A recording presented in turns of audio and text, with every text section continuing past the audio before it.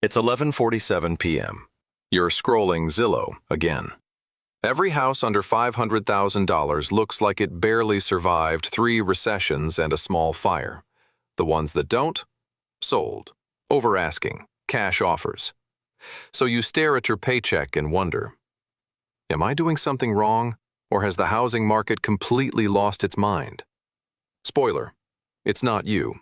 It's the math. And the math is brutal. Today we're doing something most real estate agents hate. We're figuring out who can actually afford a $500,000 house in 2026. Not who gets approved, who can live with it without financial anxiety. Let's start with reality.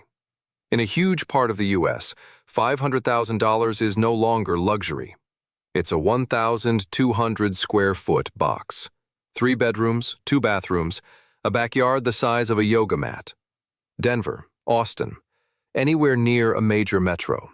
This is what normal costs now. But here's the problem. Normal incomes didn't keep up. The median household income in the U.S. is about $84,000. So we're asking families earning $84,000 to buy homes that cost 6 times their annual income. If that sounds insane, congratulations, you were paying attention. Now let's talk about the dream killer, the down payment. Old school advice says 20%. On a $500,000 house, that's $100,000 in cash. The median American savings account? Around $8,000. You're not a little short. You're $92,000 short. But I'll save, you say. Cool, let's do that math. If you earn $84,000 a year and somehow save an aggressive 10% of your gross income, you save $8,400 per year. That's 12 years just to reach the down payment, assuming prices stop rising. They won't. So instead, you do what most people do. You put down 5% or 10%. Congratulations, you've unlocked PMI, Private Mortgage Insurance. This is a monthly fee you pay because the bank thinks you're risky. It protects the bank, not you. Usually $200 to $400 per month. A poverty surcharge disguised as insurance. Let's say you put 10% down. You borrow $450,000. At current interest rates, your mortgage payment alone is around $2,800 per month. But that's not the real cost. Add property taxes, about $500. Homeowner's insurance, about $300.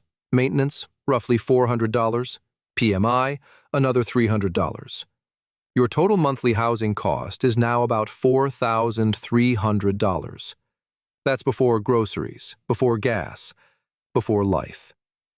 Financial advisors recommend spending no more than 28% of your income on housing.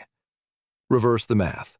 To comfortably afford $4,300 per month, you need roughly $187,000 per year.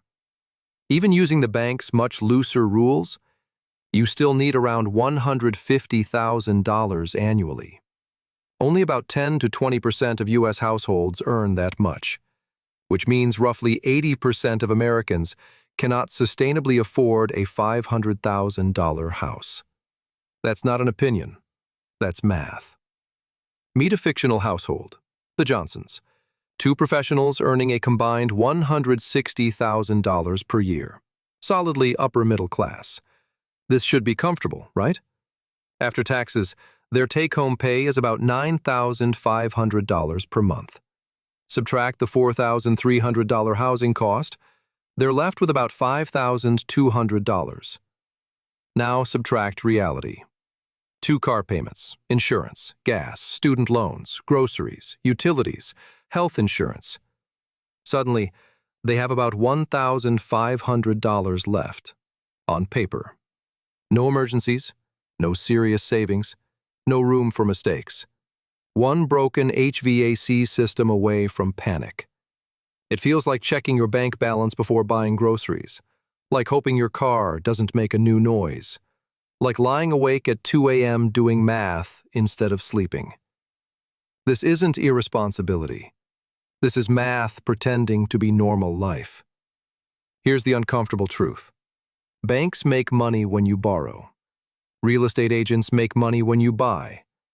No one in the process gets paid to tell you this is a bad idea. Once you buy, you're trapped. Walking away means losing money and destroying your credit. So people stay. Stressed, overworked, house poor. For most Americans, a $500,000 house is not affordable. Not emotionally, not financially, not sustainably. This isn't about laziness or bad budgeting. It's about a housing market completely disconnected from income reality. You can't budget your way out of a broken system. You can't side hustle your way past basic math. The real question isn't, can I get approved for this house? The real question is, will owning this house actually make my life better or just more stressful? Because there is no prize for being house poor. No trophy for barely surviving your mortgage. Sometimes the smartest move is walking away, choosing peace over pressure, math over ego. If this video helped you see the numbers clearly, subscribe for more honest money math. No fairy tales, no hype.